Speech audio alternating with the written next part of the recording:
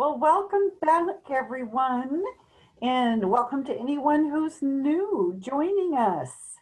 Um, we have a very special guest who will be with us shortly, but until Eric Richardson is with us, let's talk a little bit about um, this evening. We are really excited to start this kind of a space to be able to share with all of you some different resources, some different tools, and hear from you on resources and tools for different ways to be able to start using your voices and finding your voices for some social activism, for things that you believe very strongly about in our communities, in our world.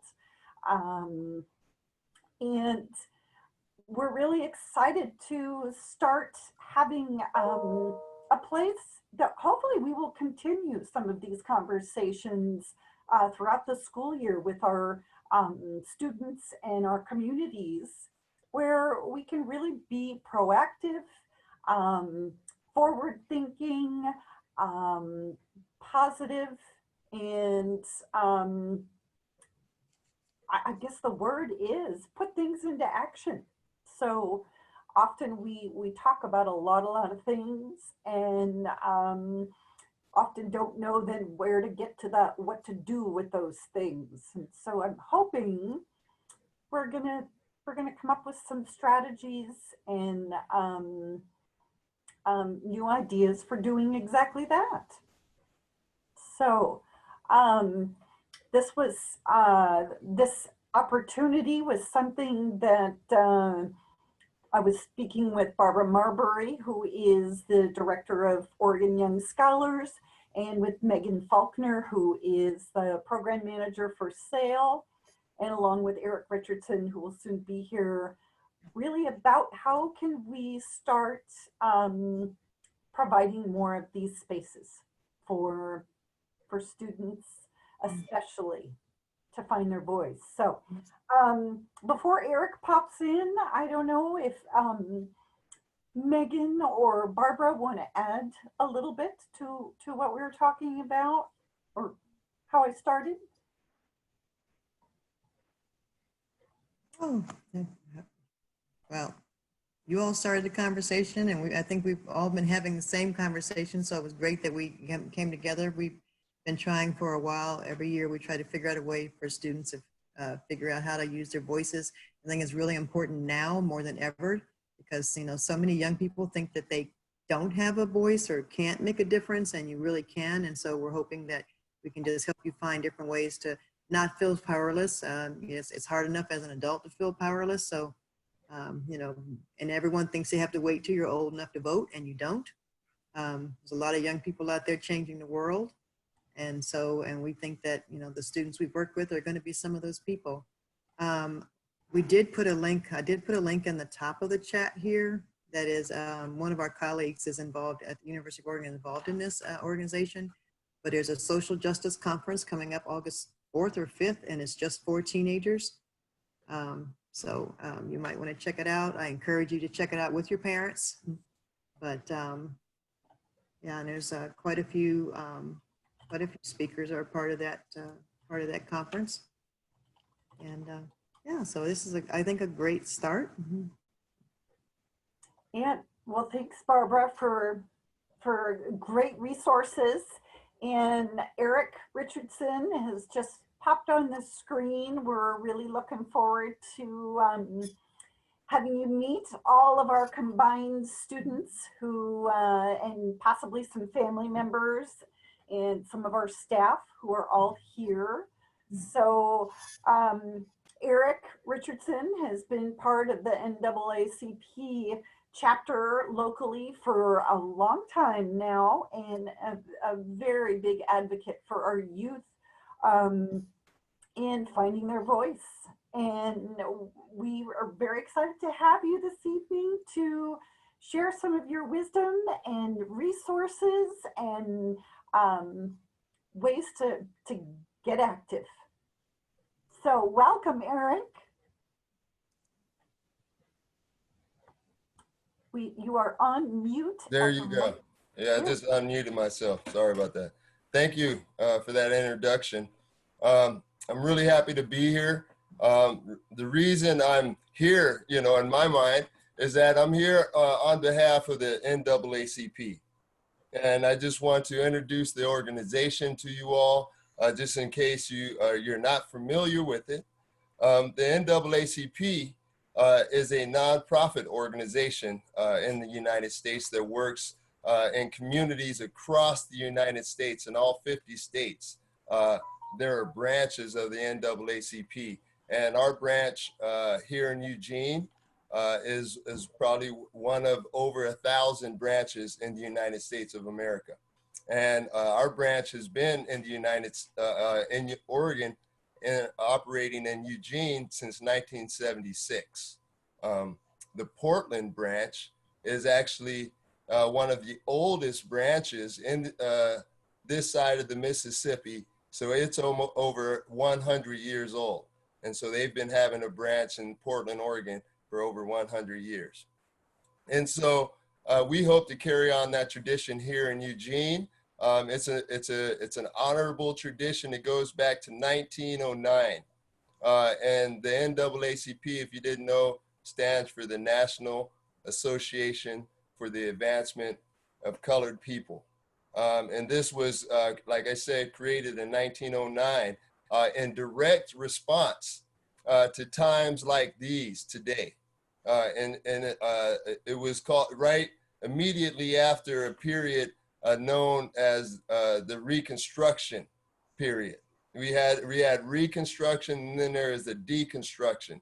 And Reconstruction in the South happened immediately after the Civil War, where African Americans were recognized and given some voting rights and given some of their federal rights after the Civil War, and that lasted for about 20 years. But that lasted under a period in which the federal government, who had been waging war during the Civil War to enact those federal laws, stayed in those southern states with federal troops. And so for the time period that they stayed there, African Americans were able for the first time to serve in Congress, to be in state legislatures, to be mayors, to become judges in the South. And that lasted from immediately after the Civil War to about 1890s.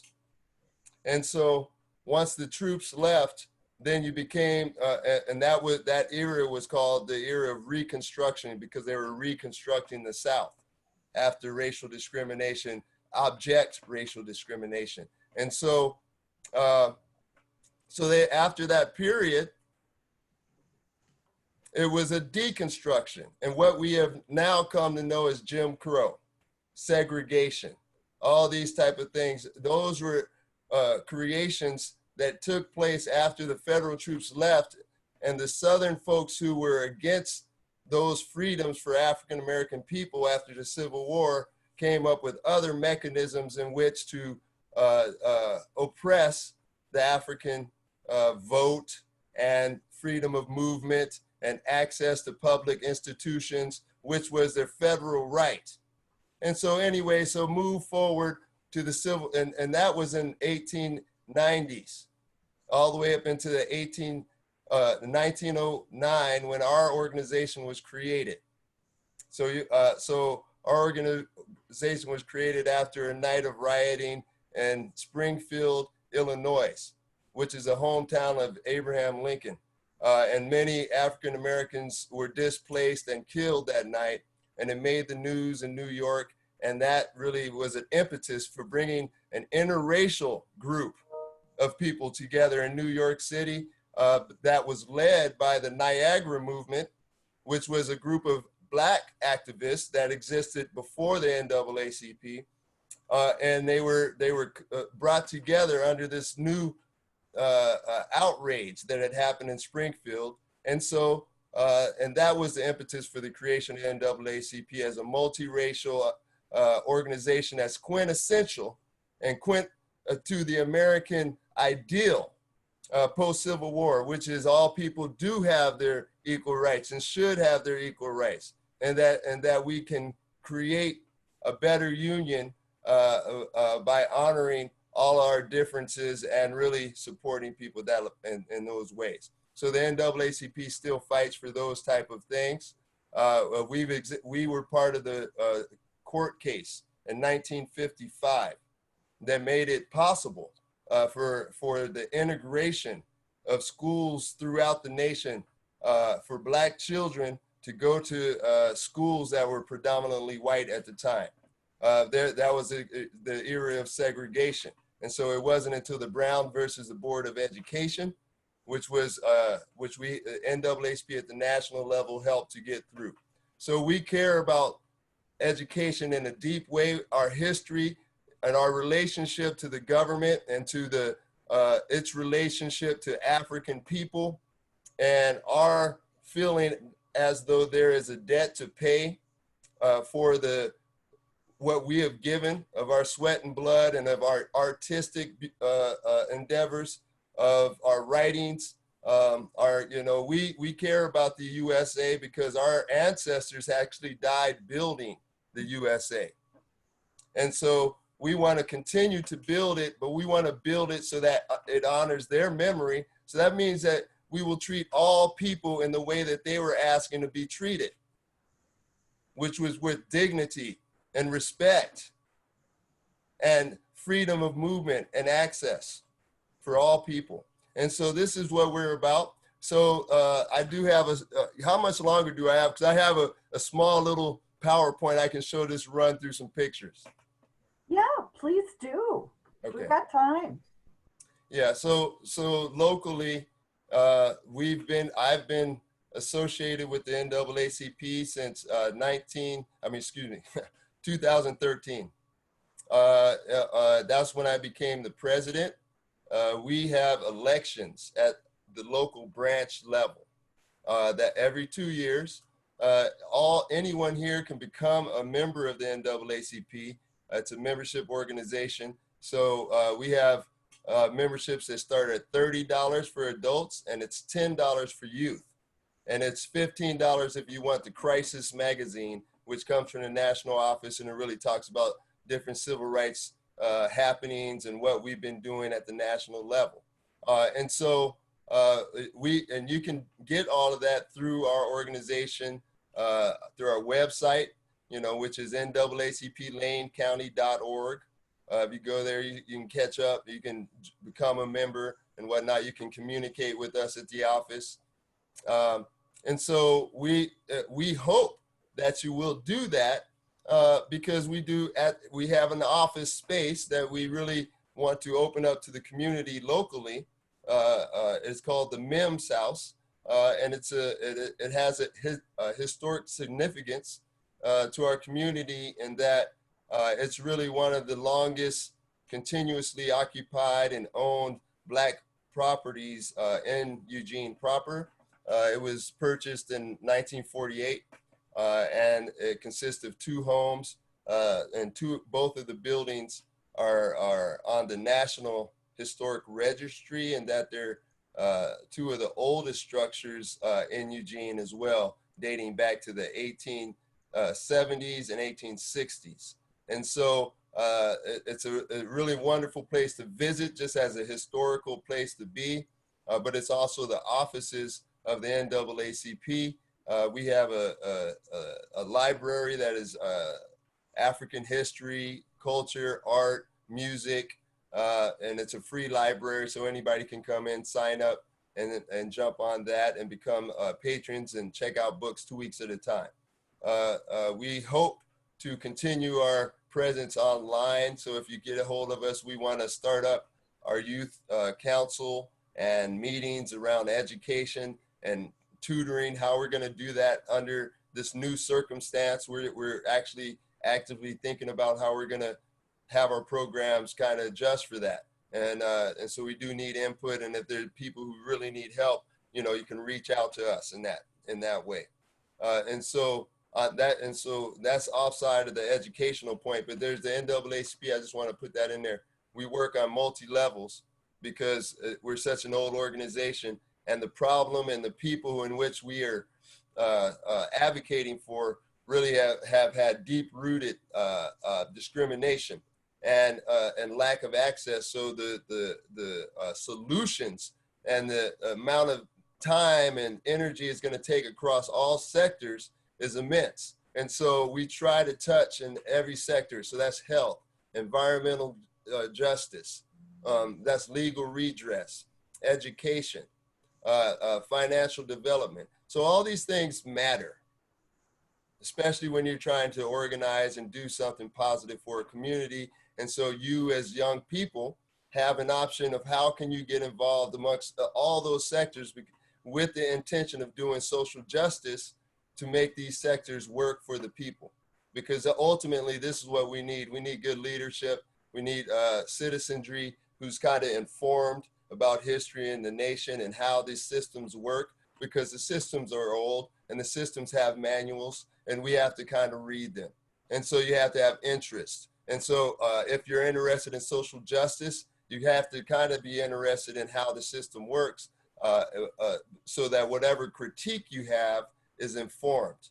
And so, you know, so that's where we're at the NAACP. And I do have a quick thing. I guess I have to hit share my screen. Is that right? Okay. Yes. Let me do that. Boom.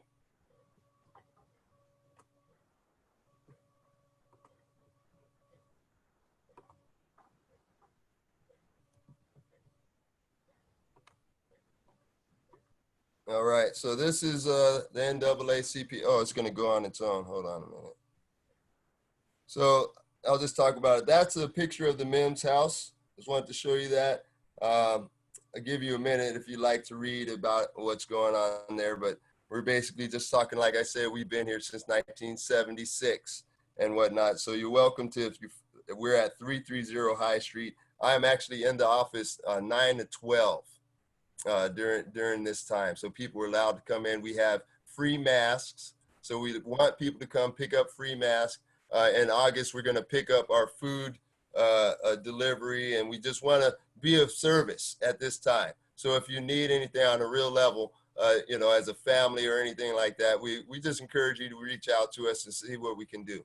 But that's our place, 330 High Street. And so, this is a picture talking about a man was lynched yesterday. That's a big campaign we had. And so that's when I say it's serious. It's kind of like what happened, what was going on then is going on now. This is kind of, we've been working on these similar issues for a long time. And so that's a picture at the U of O Natural History Museum when they had a exhibit there, and it just said, "Are you involved?" This is right before we had to shut down our this year's AXO program and our youth program.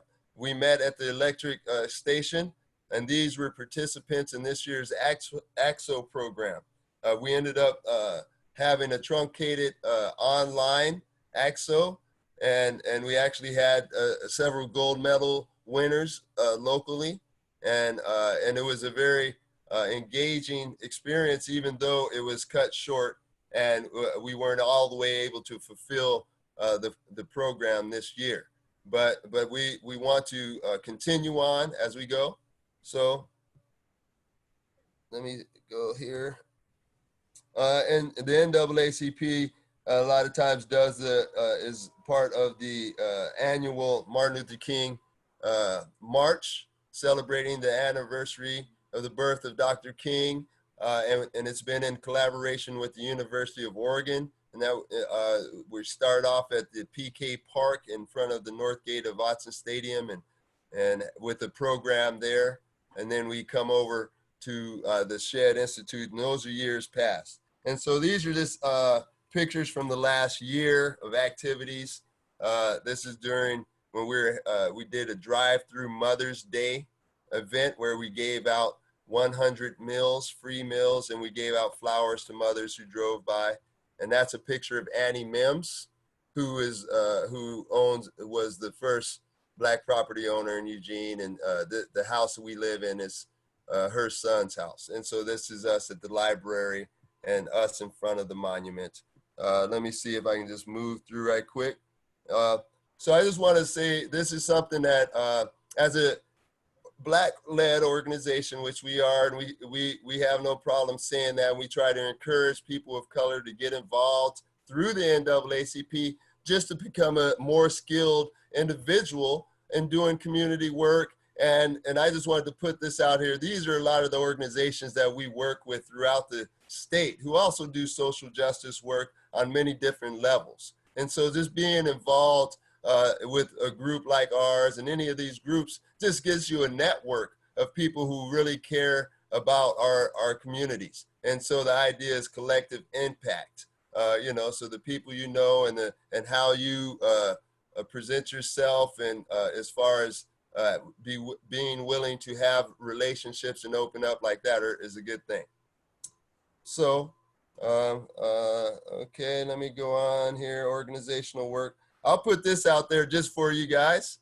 I am really a proponent for studying the true agency and identity of African peoples. And I say African people, Black people, because I want to acknowledge Black Africa and the ancient qualities and of the classic civilization that existed for thousands of years throughout Africa prior to the slave trade.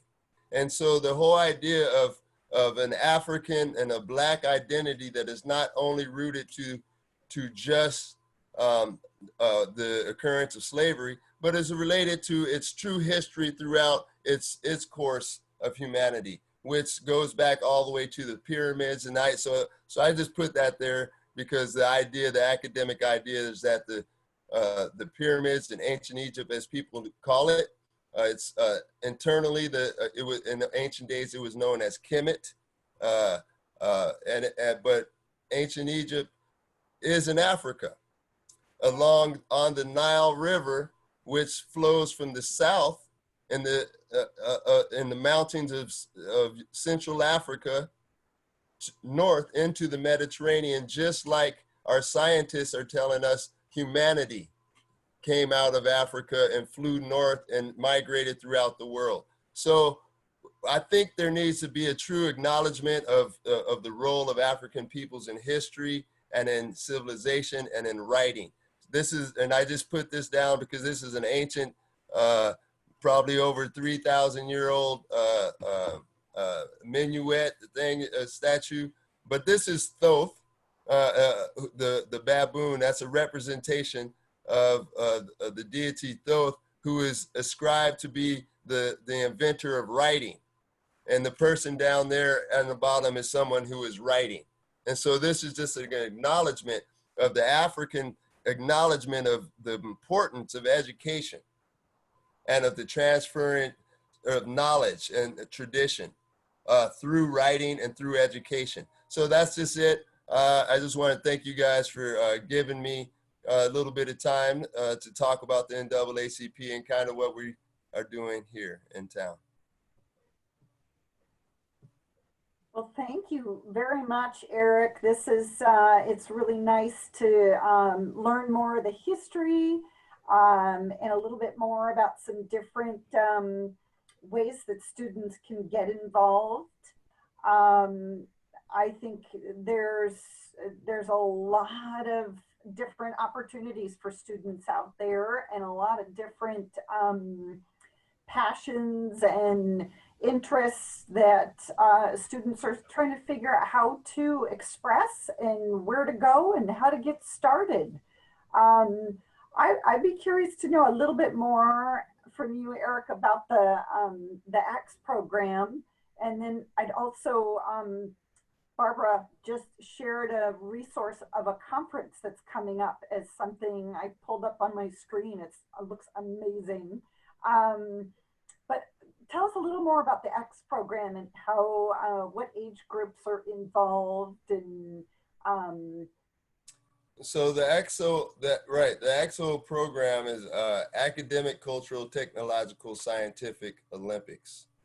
And normally pre-COVID, it would be an in-person competition, basically, and they call it the Olympics of the mind, because the idea is that when it was created in 1978, I believe, and the first competition was held in Portland, Oregon. It was meant with the intention of saying, look, African Americans particularly are more talented than just in sports. And we want to have this Olympics of the mind where all the categories go across, from all the way from architecture to math projects to photography to sculpture to singing, dancing, musical, classical, contemporary, or vocal, classical, or contemporary. And these are all solo projects. So the youth enters into the program at the beginning of the school year. And to enter in the program, you actually have to become a member of the program. That's where that $10 comes in.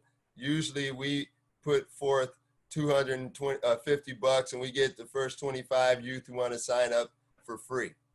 And so every year when we begin the program at the beginning of school year, that's something we do. And so those first 25 kids just sign up. Otherwise it's $10 membership, just become a member of the NAACP officially. But then we ideally we would be able to provide professionals in our community in all 32 categories. And, and so this is where we ask Laura and other folks at the U of O, help us to identify these people in your different departments. How can we match these kids up if we have somebody who wants to do a science project, or we have another one who's a trombone player, or we have another one who wants to do oil painting. And so could we actually match them up with people at the U of O who are knowledgeable about, hey, this is an NAACP program, but we're just taking them on as mentors because we're the skilled place and we have the equipment. It's the idea of collective impact. But so you would ideally have from October to April to perfect whatever category, whatever project you took on. And this is from 9th to 12th graders. You can do middle school, but the middle schools just don't have a national component. The 9th through 12th graders have a national component so that after they are ready in April with their project, we have a local competition, which normally happens at the Holt Center. And there's judging that takes place. And those who get gold medal in the judging category are afforded a all expense paid to the national competition, where there are scholarships and other opportunities. Plus you get to really be in a national setting with hundreds of kids doing similar projects as your own. And you just really it's a great networking and experience for kids. And so really that is a nutshell kind of the AXO program. We now through August, we're kind of trying to figure out what it's going to look like and how we roll it out. We normally roll out our educational programs, our youth council, our tutoring programs, and AXO at the very beginning of October. But, it'll be, now we have to figure out what we're going to do, and it'll probably be sooner because it's not a physical interaction as well. So we'll see how that works. So Eric, to clarify, so if students sign up and want to become part of AXO, they would ideally be matched with mentors and that work in the areas that they're interested in, and then they might become eligible. They could participate in this competition. Yes. I'm yes. happy. So I am talking to an architects folk who have connections with the architecture department. And I put that across them. And so I am asking in different areas to have the same conversation. And ideally, it would almost be like this, Barbara. You have someone who who's working in 3 p.m. or, or a kid, some youth, somehow some connection in the community, and you tap them and connect them. And all it is a matter of calling us and we sign them up and we get them in the program. We're not trying to have like, we don't, especially now with the contact the way it is, so I think it's really just about referrals and connecting people. And it almost seems like with this way, it's a little easier, in some ways. But Okay, so a couple more questions. There is one online from a student that says, what if you don't have the $10 to join, but you want to participate? well, if that, we would take care of the $10. Yeah. Yeah. I don't, we wouldn't let that be a problem. Hopefully you would be one of the first 25 because you really want to jump on it and we just get you signed up. And then, but otherwise, if that was an issue, we would definitely take care of that. And then one more question. I am proud to say that I believe one of your last gold medal winner is a member of the OISP SAIL program this year. So I'm sorry he's not here to talk more about it. Also, can you speak a little bit more about the youth, what did you call it? The, not youth conference, but Youth council? Youth council. Right. How do students become a member of that? What does that involve? What do they do? Well, so that one is kind of wobbly, because I want kids to get together, so at the very minimum, the youth council would be for a group of youth who through coordination with the NAACP, become members either by participating in the AXO or say, I want to be in the youth council, and we have to find donated money to these programs. And so covering kids $10, that's not a problem, because we can use donated money and ask for these things for that particular cost. So I don't want to let that be a problem. But being in the youth council is being a part of the NAACP. And so joining the NAACP, like I said, it usually starts at the beginning of the school year.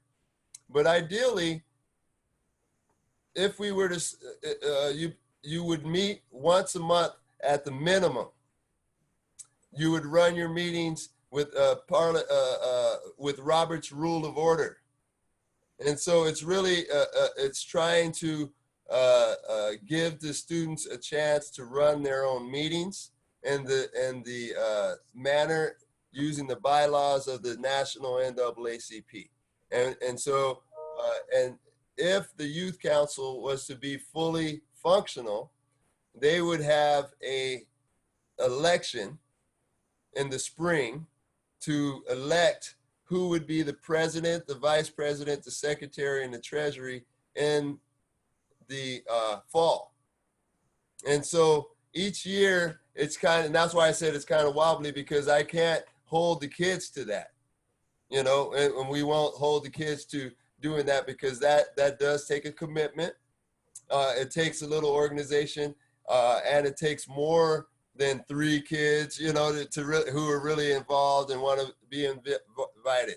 So we support the youth council as an ongoing opportunity for student leadership through the NAACP. And so we also have volunteer opportunities through the youth council. We have tutoring opportunities where you can help younger kids with tutoring, and you can get tutored by older kids from the University of Oregon if needed. And so we want to continue that. The Youth Council also affords you the opportunity to learn about different issues like we talked about before in the community, and to become, have opportunities to get involved with those issues in different forums just by being in communication with the organization and being part of that on a regular basis. So that kind of wasn't the right answer, but there you go. Yeah. Okay. So there's a couple questions that have popped up. Does NAACP Lane County have volunteer or job opportunities available to high school age students?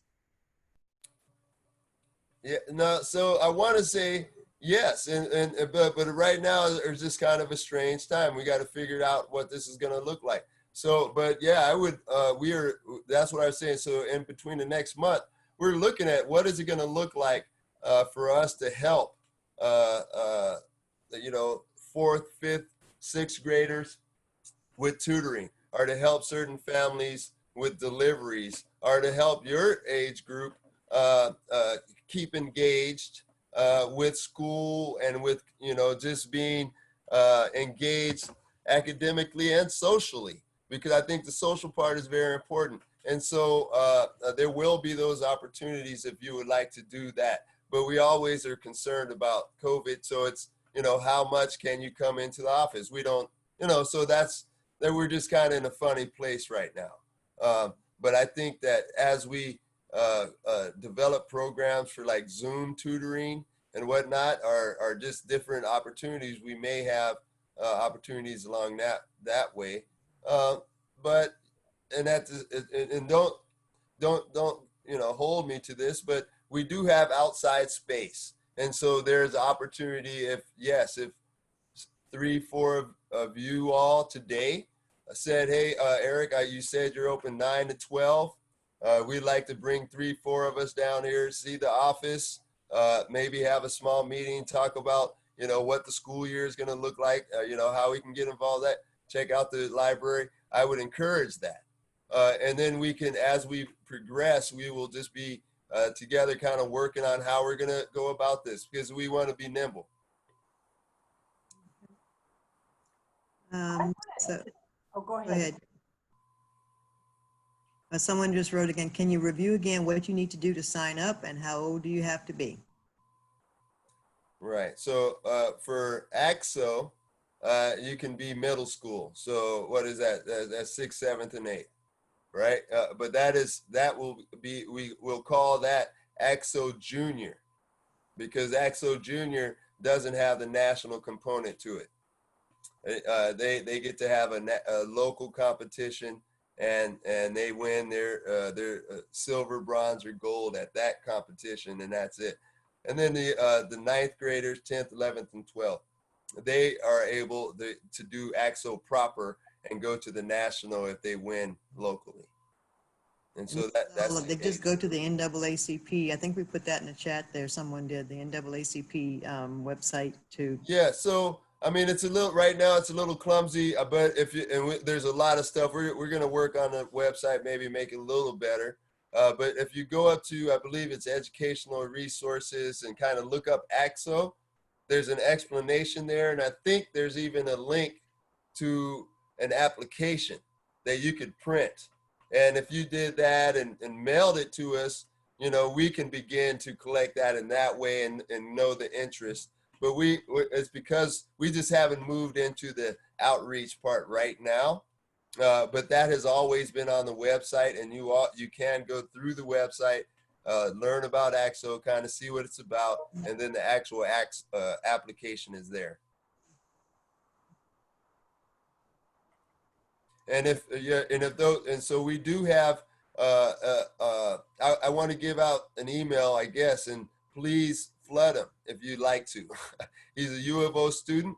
He's a graduate student, and he actually is employed by the NAACP. And that's another thing really proud of, is that as a small organization here in Eugene, we want to employ our own people and give opportunities, financial and academic and skill-wise opportunities. So he's a master's student working for us, and his name is Trayvon Robinson. And you can email him at outreach@naacplanecounty.org, and he will be this year's coordinator for the youth program, especially for the youth council.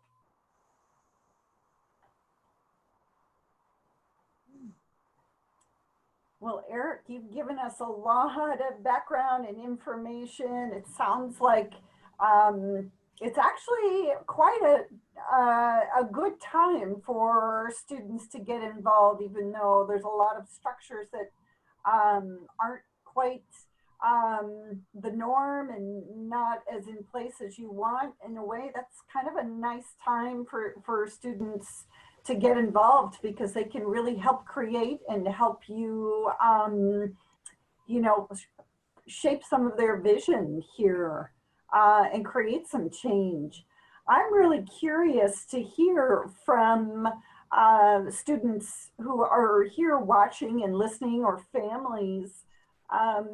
You could share in the chat some things that you're really passionate about right now, that you're struggling being able to find your voice in, and maybe share some ideas or questions that you have that we can maybe talk about a little bit right now. You know, finding your voice is it definitely takes starting with asking questions, and it starts with meeting new people and learning new skills and new resources.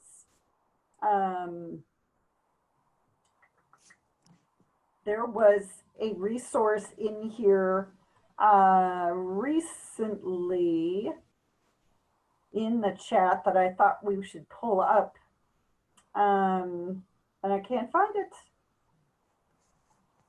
Here we go. Outreach at NAACP.org. Sure, we can do that next. I had this conference in mind first, was one that I think you mentioned, Barbara, you saw. Yes, Kimberly shared this. Or Kimberly Johnson. She's one of our vice provosts at the university, and she's quite an activist across campus and across the world now. But she just shared this link for a free virtual event. It's coming up here very soon, doing exactly kind of what we're talking about now, places and spaces to find your voice. And I think it's, you know, it's a challenge to find those places sometimes, especially as a teenager, and signing yourself up for these kinds of events. This is a free event, so it might be, and it looks like they have some incredible keynotes and programs across, or speakers that are from all over, and incredible books and resources to start educating yourself on places and spaces. I think Kimberly Johnson is speaking here as well. So,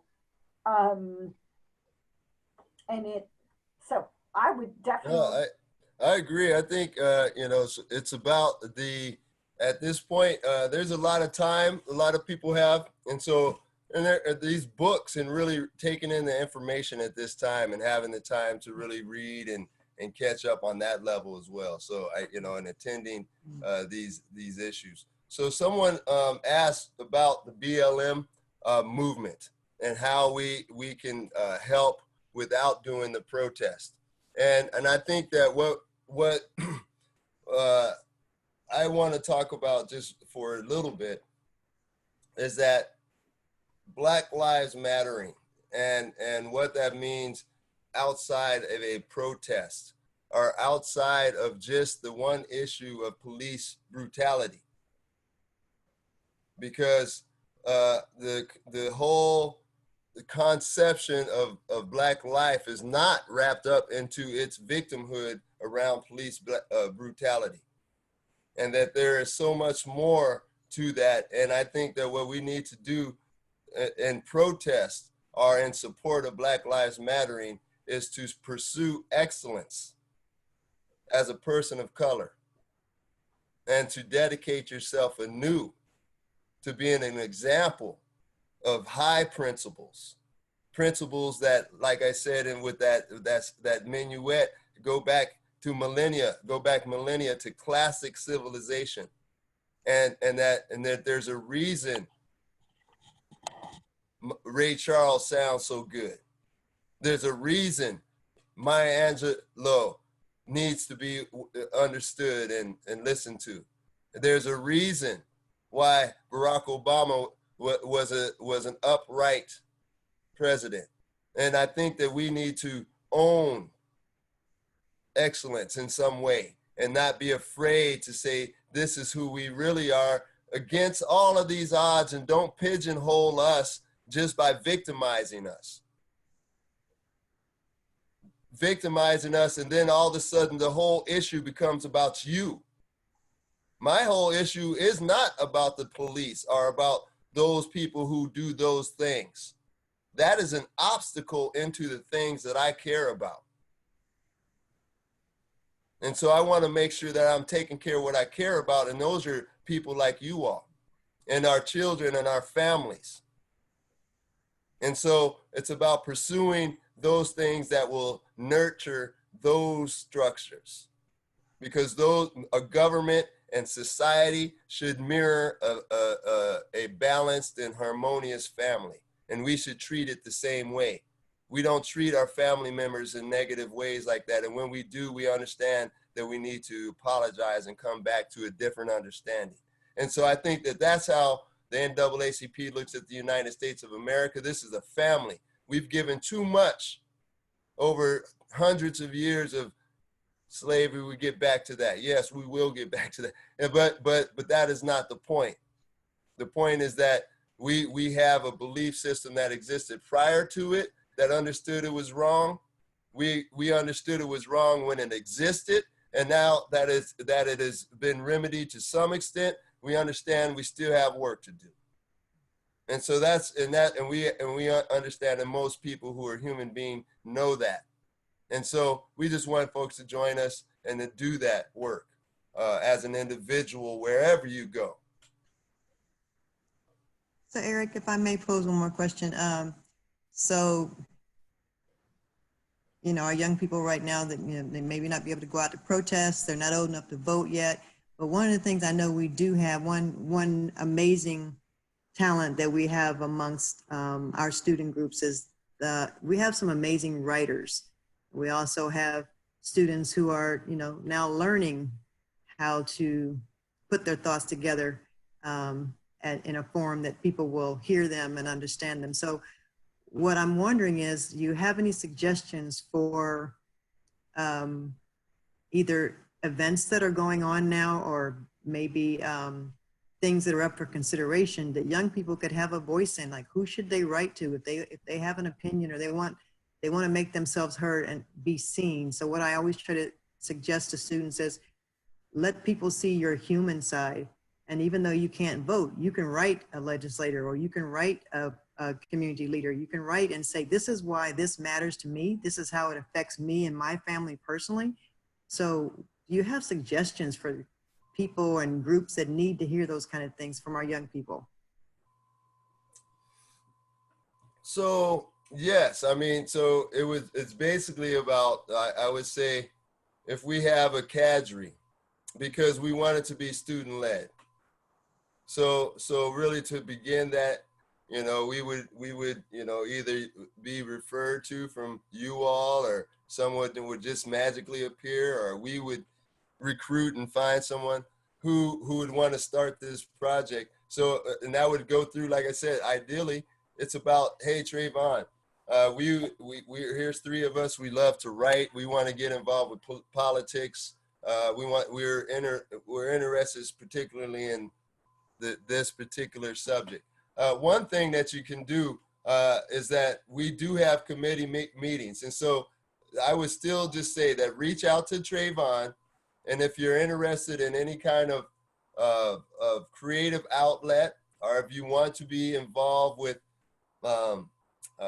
like policy work, legislative work that the NAACP is doing, or any interaction we're having in the community on that level, just let Trayvon know when you write him. And that would be under the guise of the Youth Council. Now, if you were interested in and just utilizing the NAACP, going to the library, and maybe just being part of the Youth Council, and not really feel like, oh, I'm like the political guy or girl, we would still invite you to come to the Youth Council, because they put on events and they use, they do things that might interest you. And so I think it's really just building a Youth Council and a cadre of kids who want to start it. And we are welcome and open now, like I said, 9 to 3, Monday through Friday, to at least start those conversations, email and whatnot, and just start to get names. And then we can talk about how we can support kids getting together, doing creative projects through the MIMS house, through the NAACP, hopefully transferring those projects either into the youth council or the AXO, but neither of those are mandatory to come and use the NAACP's offices, to rent from the library, just to come and hang out and talk.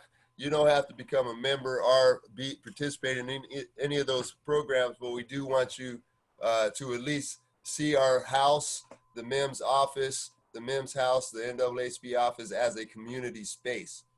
We have a printer that can be used. We have multiple computers that if you came, you are welcome to use the computer. They have Wi-Fi. We have Wi-Fi there. Yeah, and so anybody's welcome to come during those times. We try to social distance. We have cleaning supplies. We may be able to help with food when things get moving and stuff. And so we just want to be a community space, and as we move forward and get more normal, there will be more opportunities at the house and whatnot. And would you remind us of the address again for the MIMS house where the library is located? Yeah, so that is 330 High Street. And there's a house in front. It's called 336. It's not called. It's a duck green and yellow. You can't miss it. 336 High Street. And our house is back off of the street a little bit. And it's a gray and kind of bluish. But I think the best resource for finding out about the house and the property itself would be, you can just Google the MIMS house / KLCC. And KLCC has put up a page that has multiple stories about the MIMS house, and it's really nice. So, no, you know that, and so anybody who wants to do that can go check that out. And so, you know, it's been really difficult to really continue to do this work because we don't know what's next, and we're doing so many different things. So I encourage you guys, if you do want to write, so we do. If you're like interested in this, listening into our committee work, you're welcome to do that. Just email me and just say, hey, I'm interested in either the health committee, which is talking about different programs. We have partners from Planned Parenthood on that committee. We're talking about mental health on that committee. We're talking about food security and health on that committee. We're talking about how what kind of activities are healthy and how we can support active lifestyles on that committee.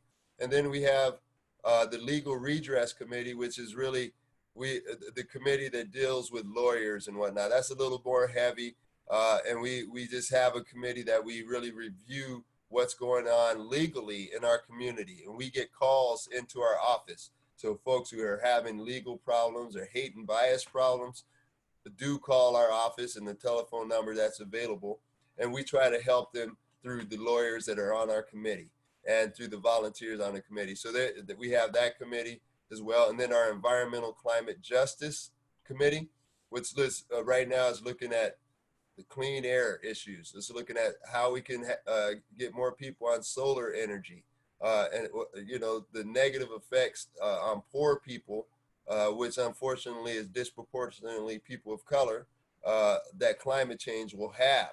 And how can we mitigate those things or give those people resilience and knowing that it's coming? So these kind of issues are out there. And then, of course, just being active in the community and kind of paying attention to what's going on and being a voice when needed. I will just kind of list the things that in my older age, I have got myself into as a volunteer and as a representative of the NAACP, because I feel like the things I care about are actually being done by many different organizations in our community. You know, the things that you all care about, there's an orchestra here in town. There's a there's a rec center that has a basketball courts and a swimming pool, so that people care about some of the things we all care about. So the whole idea is we need to support those things with that collective impact model. And so over the last several years, as I've been associated with the NAACP, I've tried to associate the African American community through the presence of the NAACP, which has traditionally been rooted in the African American community, to become more of a in partnership with many of the other organizations. So right now I'm on the board of the City Club of Eugene. I'm just the past president of that nonprofit, and it's a civic engagement organization. We're really in dialogue. We're encourage that. I mean, that's something y'all can look into as well. But the City Club of Eugene, I also am on the board of United Way of Lane County, which is another important organization that has done social justice work in our community, and have been a philanthropist type of organization for many years. And then the last one being, which is the most recent, is Habitat for Humanity Oregon, which is an organization that oversees the individual habitats throughout the state. And that is related to the Habitat International that works throughout the world. And so this is an organization that in many ways is associated with President Jimmy Carter and his work around building homes for poor folks and making sure that people have that option of home ownership and whatnot. So all those things, even though they seem like they're different organizations and whatnot, those are all in perfect alignment with the overall mission of the NAACP. And we need to be more collective in our outlook and make relationships that are positive and feel open to be in those spaces and be ourselves. But that only means that we have to be at our most excellent self, our most classic self, one rooted in principles of harmony in the circle and indigenous ideas, just like you might hear from the Native American understanding.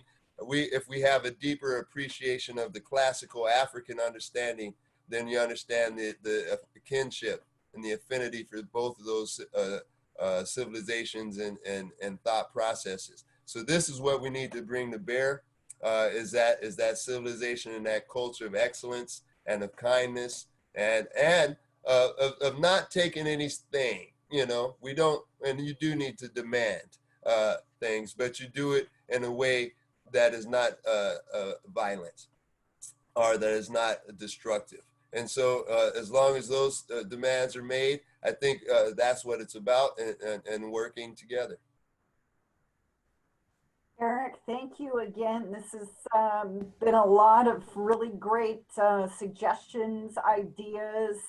I think our students have some more. I hope everybody goes to this conference, this virtual teen conference, and look up the NAACP and join Eric in some of his many things that he wants to accomplish and help you accomplish. The United Way, the Habitat for Humanity, there's a lot of ways to get involved with what your passions are, and without violence, like Eric said. I wanted to say it is 7 o'clock. We have had such an amazingly full day with incredible presentations throughout the day, and nice to finish with you today, Eric, and being our special guest. They now know how to find you. We know how to find you. I know Barbara and I will. Barbara's got that. Okay. We will be in touch. I hope everyone has a wonderful evening, and thank you again, Eric, for being with us. Thank you, Laura. Thank you, Barbara, and for inviting me to this great opportunity. And you all, press on, and thank you all for, bearing with me for all this time. Appreciate it. There'll be more. Okay. Bye. Bye-bye.